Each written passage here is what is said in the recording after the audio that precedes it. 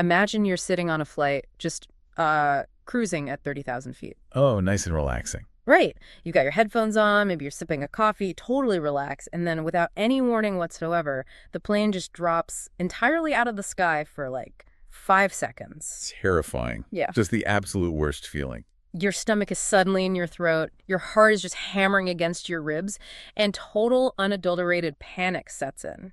That exact physiological terror, that complete lack of control over your own existence, is actually where the journey to true human compassion begins. It's the absolute definition of existential turbulence, really. Yeah. And it's the perfect starting point for what we're unpacking today. Exactly. So if you're joining us, you are someone who loves to, peer under the hood of human behavior. You want to understand the deeper mechanics of how we operate, especially when life just feels like it's entirely too much. Which happens to all of us. All the time. So our mission today is to map an incredibly profound and, frankly, quite uncomfortable human journey. We're doing a deep dive into an audio excerpt simply titled 36.MP3. Which explores this fascinating framework known as the 36th gene key. Right, and we're going to trace the human experience from that paralyzing airplane-dropping feeling of complete overwhelm all the way to a rather shocking redefinition of true compassion. And we should probably establish right up front what we mean when we use a term like gene key. Yeah, that's a good idea. Because in this specific framework, a gene key isn't just a metaphor. It's presented as having a dual nature. So on the macro level, these are collective archetypes that govern all of humanity. Heavily inspired by the ancient Chinese I Ching, right? Exactly. But on the micro level, the audio suggests these archetypes correspond directly to, vibrational codes inside our actual DNA. Which sounds a bit esoteric at first glance. I mean, let's be honest. The audio mentions something called 21 codon rings. What does that actually mean in a practical sense? Yeah, it's a lot to wrap your head around. Are we talking about literal biology here, or is this just a psychological map? Well, it's essentially both. It functions as a bridge. Yeah. In genetics, codons are sequences of DNA that code for specific amino acids. Okay, biology 101. Right. And this framework groups the 64 gene keys into 21 distinct chemical families, or these rings. The idea is that these rings act as a biological grid connecting all of us. So it's not just an isolated thing? No, not at all. So when we talk about the 36th gene key, we aren't just talking about a personal psychological quirk you might have. We're talking about a shared biological curriculum. A curriculum. I like that word. Yeah, even if you don't feel like this specific archetype is, your primary personality trait, you're constantly encountering it. You see it through your relationships, through society, and just the collective human genome. It's a shared human curriculum of suffering, basically. The speaker in our audio mentions they don't even have this specific key prominent in their own chart. Wait, really? That's interesting. Yeah, but they've watched it dictate the hardest parts of their life. Through friendships, loves, family, it's completely unavoidable. So to understand the end goal here, which is compassion, we have to start where most of us actually live on a daily basis. Right in the thick of it. Exactly. We have to start in the shadow frequency. Which brings us right back to that plunging airplane. The shadow frequency of the 36th gene key has a very specific name, and it's called turbulence. Turbulence. Yeah, and the original I Ching name for this hexagram translates to the darkening of the light. And the darkening of the light. I mean, you hear that, and you instantly know we aren't talking about, a minor inconvenience here. Oh, no, not at all. We're talking about the times when the bottom just completely falls out. Precisely. It represents an overwhelming sense of suffering. On a planetary scale, this shadow frequency drives the background noise of humanity. The heavy stuff. Yeah, the wars, the conflicts, the deeply entrenched systems of blame and victimization. But on a personal level, it's that feeling of being completely ambushed by life. Like when your partner says, we need to talk. Exactly. Or the moment the doctor walks in with a really serious look on their face. Okay, but here is where I kind of want to push back on the framework we're looking at. The audio paints this vivid picture contrasting how beautiful and serene the Earth looks from space. Like a blue-green Eden. Oh yeah, that imagery is striking. It is, but it contrasts that with the heavy reality of actually coming down and landing in a physical body. The implication seems to be that simply being in a physical body equals suffering. I can see how you'd get that, yeah. Isn't that an incredibly pessimistic, almost, dualistic way of looking at human life? Like life is just a trap we have to endure. Well, it definitely sounds bleak if you just stop there, but the mechanics of this framework actually suggest something completely different. Oh, really? Yeah. It's not pessimism, it's a specific diagnosis. Mm-hmm. The turbulence isn't caused just by being in a body.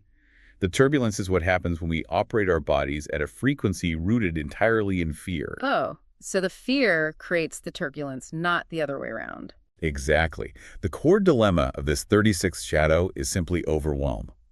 When the fear frequency is running the show, the physical body, the mind, and the emotions, they all hit their absolute processing limits. They just short circuit. They do. They become overwhelmed by the sheer data of the crisis. And what we really need to look at is the biological and psychological reflex to that fear. Like when the light darkens, what is the hardwired human response? We shut down. I mean, we freeze. We do. We go into a state of stasis and shock. Yeah. We repress our feelings. We cave in. We build these massive walls or, because the energy has to go somewhere. We need to explode. Yes, we do the exact opposite and explode outward with rage and blame. We desperately try to find someone else responsible for the turbulence. Which is so true. But both shutting down and exploding are actually symptoms of the exact same defense mechanism, which is refusing to feel the overwhelm.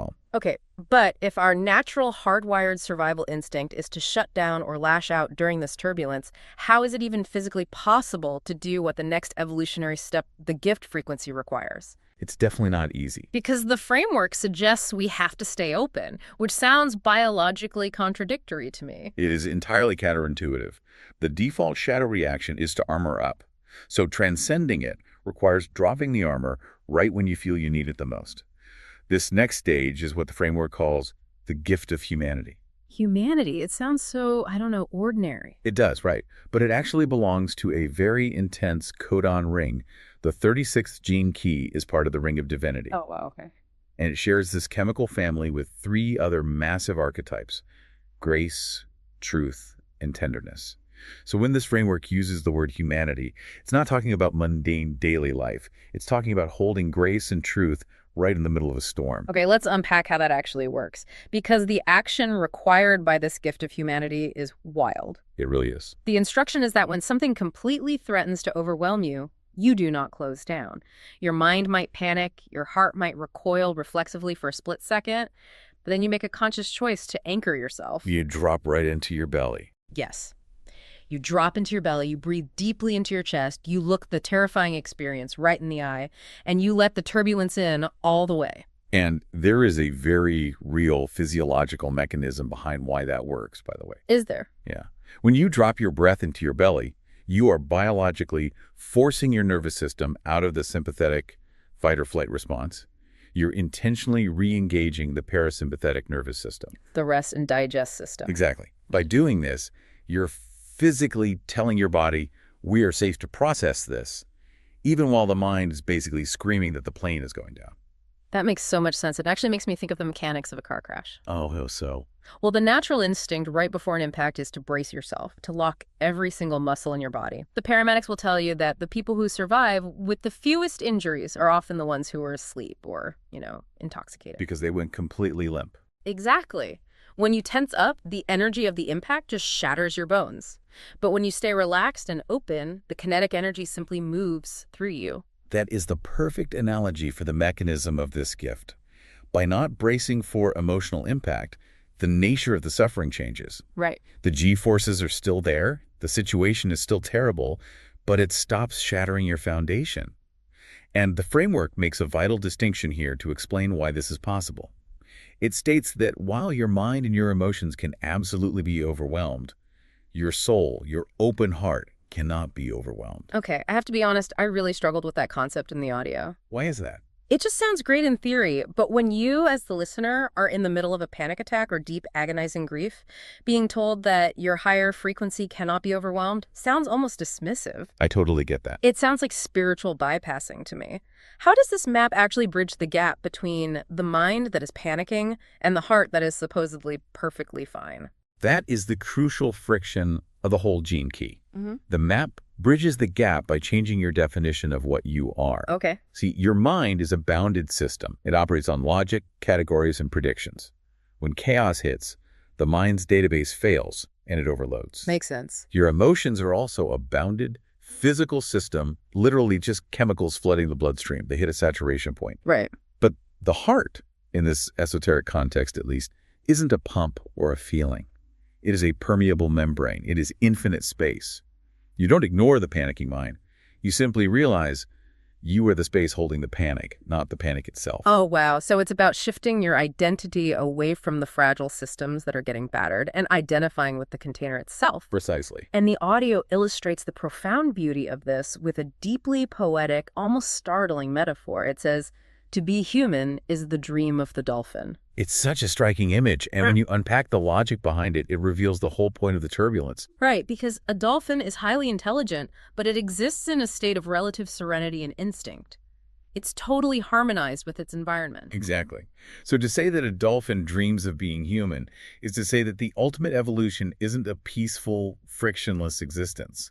The highest privilege is to be placed in a fragile physical body, subjected to the fires of mortality, and still possess the conscious capacity to choose an open heart. Because a dolphin doesn't have the conscious choice to forgive. It just exists. Right. We have the crucible. It completely flips the script on how we view our own pain. It suggests that this agonizing existential crisis is actually an evolutionary privilege. It's a huge perspective shift. But the source material is also very pragmatic about how badly we are going to fail at this. It redefines the concept of repentance. Which is necessary, because honestly, nobody can stay perfectly open during a car crash every single time. Right. Usually we think of repentance in a very dogmatic way, like begging an external deity for forgiveness because we are inherently bad. The classic guilt trip. Exactly. But this framework strips all the dogma away. To be human is simply to forgive yourself, because you will inevitably close down. You will snap at your partner. You will freeze up during the crisis. You will brace for impact. And repentance here is simply the mechanical process of noticing that you froze. You acknowledge the armor went up. You forgive yourself for the biological reflex. You've forgiven the person who triggered it. And then you just gently coax your heart back open. Gently coaxing your heart back from the dead. That is the exact phrasing from the source, and it's so powerful. You do it 1,000 times a day if you have to. Yep. Rinse and repeat. And through this relentless repetition of opening back up, you eventually trigger a structural change. You move into the highest manifestation of this gene key, which the framework calls the city. The city of compassion. And we should probably clarify what a city is for those who might not know. Good call. It's a Sanskrit word that generally translates to a divine gift or a spiritual attainment. In the context of the gene keys, the CD is what happens when the biology of your DNA reaches its absolute highest frequency. And the way this framework describes the city of compassion is entirely unique. It doesn't frame compassion as a feeling of pity or even a moral stance. It describes it as a literal fragrance, an aroma of pure light. And we really shouldn't read that as just mystical poetry. It's describing a palpable physical shift. Like an actual smell? Well, almost. When you're around someone who has completely dropped their fear frequency, who has no defensive armor and is projecting absolutely zero anxiety into the room, you can feel it. You can almost smell the absence of threat. The audio claims this fragrance is physically emitted by your DNA when it activates these highest components. The speaker in the audio says it's a higher octave of our normal sense of smell, and they describe this state as the place where the current of evolution meets the current of involution. Which is such a brilliant mechanism to understand. Evolution is biology reaching upward humanity, striving, suffering, and surviving to build complex forms. Right. Involution is the opposite. It is divinity, or pure consciousness, reaching downward, descending into that matter. When your heart stays open through the turbulence, those two currents finally crash into each other. Humanity and divinity become one thing. So all that terrible suffering and overwhelm from the shadow phase was literally just the pressure cooker needed to fuse those two currents together. Exactly. But here's where it gets really interesting and honestly a bit challenging. We normally define compassion as a motherly, gentle tenderness. It's patting someone on the back, offering a tissue, and saying, there, it's going to be okay. The comforting version of compassion. Yeah. But the audio completely guts that definition. It calls true compassion an energetic torrent of truth, and the only force within the universe with no agenda. That's a strong phrase. It really is. How does removing an agenda redefine compassion? Because if you have an agenda, you are operating from your own ego. Think about it. If I see you suffering, and my goal is to make you stop crying because your crying makes me uncomfortable, that isn't compassion, that's control. Oh, wow. I never thought of it that way. Right. True compassion, according to the framework, doesn't need to fix you. It doesn't need you to feel better right away. It acts as a flawless, agendaless mirror. It simply reflects the absolute truth of who you are and what you need in that exact second to evolve. And because it's a mirror of absolute truth, it can manifest in drastically different ways. The audio notes that sometimes compassion brushes your heart with the lightness of a feather, but other times it carries terrifying ferocity. To truly understand how this agendaless, ferocious compassion operates, the audio offers a masterclass in psychology, disguised as a story about the Buddha. I love this part. Stories are usually the only way to land a concept this paradoxical. Oh, absolutely. So picture this. The Buddha is sitting there, radiant, emitting that palpable fragrance of pure consciousness. Seekers are traveling from all over, drawn to this aura. 3 very different men approach him, one after the other, and all 3 ask him the exact same fundamental human question. Is there a God? The ultimate question of existence. The ultimate question. So the first man walks up. Is there a God? The Buddha looks at him and says, no, there is no God. Just completely blunt. Totally. Yeah. The man is instantly devastated. He walks away completely desolate, in tears. Then the second man approaches. Is there a God? The Buddha looks at him and says, yes, there is a God. Wait. Yeah, this man stands there stunned. His brow furrows in total turmoil, his reality entirely shaken, and he wanders away completely confused. A direct contradiction to what he told the first man. Right. Then the third man approaches. Is there a God? The Buddha looks him right in the eye and answers with absolute silence. Just silence. Yes. And this third man nods. A massive smile breaks across his face, and he leaves perfectly joyful. Later, the disciples are losing their minds. They ask the Buddha, why did you answer the exact same question 3 completely different ways? Which is the obvious question, right? So we have to ask, how on earth is this compassion? Why would a fully compassionate being intentionally contradict himself, explicitly lie to at least one person, and actively cause the first 2 men deep psychological distress? Yes, please break down the psychology of these 3 men for us, because this is the absolute core of that ferocious compassion. Okay, so the Buddha's reasoning perfectly illustrates the mechanism of compassion as a mirror designed to shatter limitations. The first man, the Buddha explains, was a believer. Okay. His entire identity was wrapped up in clinging to the concept of God. But that rigid belief was actually acting as a shield, preventing him from experiencing the vulnerability of truth directly. Ah, he was worshiping the menu instead of eating the meal. Exactly. That's a great way to put it. Sure. By saying no, the Buddha intentionally shattered the man's crutch. The devastation he felt was the turbulence required to force him to start clinging to concepts. He gave him exactly the turbulence his soul needed to wake up. Exactly. And the second man. The second man was the polar opposite. He was a cynic, a hardened skeptic. He had already used his intellect to prove there was no God, and he approached the Buddha merely to get his own brilliant logic validated. Seeking an echo chamber. Right. He was wearing his intellect as armor to avoid the terrifying awe of existence. So the Buddha told him, yes, there is a God. Which completely short-circuits the cynic's brain. Totally.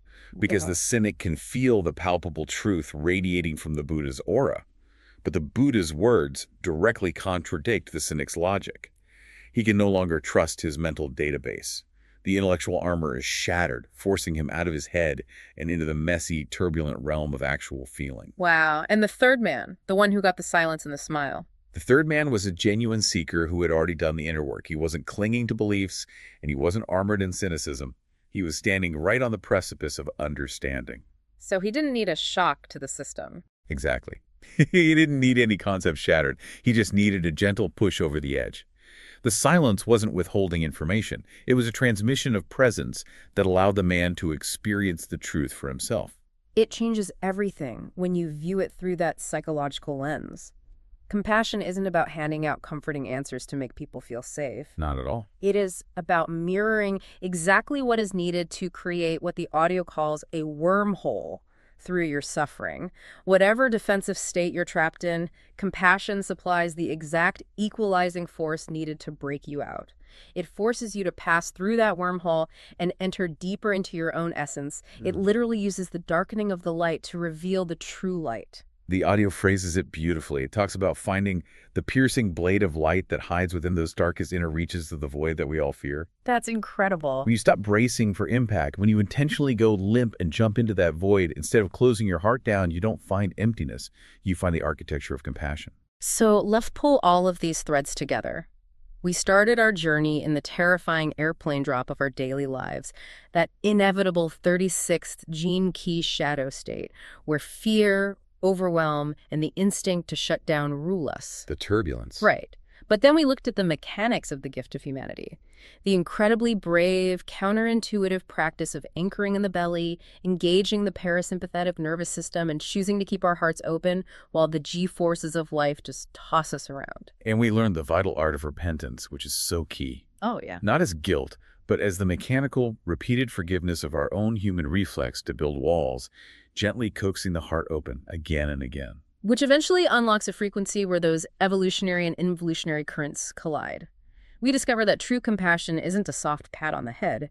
It's an agendaless, shattering fragrance of truth that mirrors exactly what we need to evolve, even if it hurts in the short term. It's a phenomenal framework for navigating the hardest parts of being alive. It really is. So the next time you feel completely overwhelmed, whether it's the visceral shock of bad news, a bitter conflict in your relationship, or just the chaotic, dark turbulence of your own mind, remember you have a mechanical choice. You really do. You don't have to freeze. You can take your hands off the safety bar. You can breathe, anchor your physical body, and simply practice the messy, terrifying, uniquely privileged art of being human. And as you take that practice into your week, I want to leave you with one final thought to explore, drawing directly from that psychological masterclass of the Buddha story. Let's hear it. If true compassion is an energetic torrent of truth designed explicitly to shatter our illusions, what deeply held belief, cynicism, or comfortable certainty in your own life right now might actually be the very armor preventing you from experiencing the ultimate freedom of an open heart.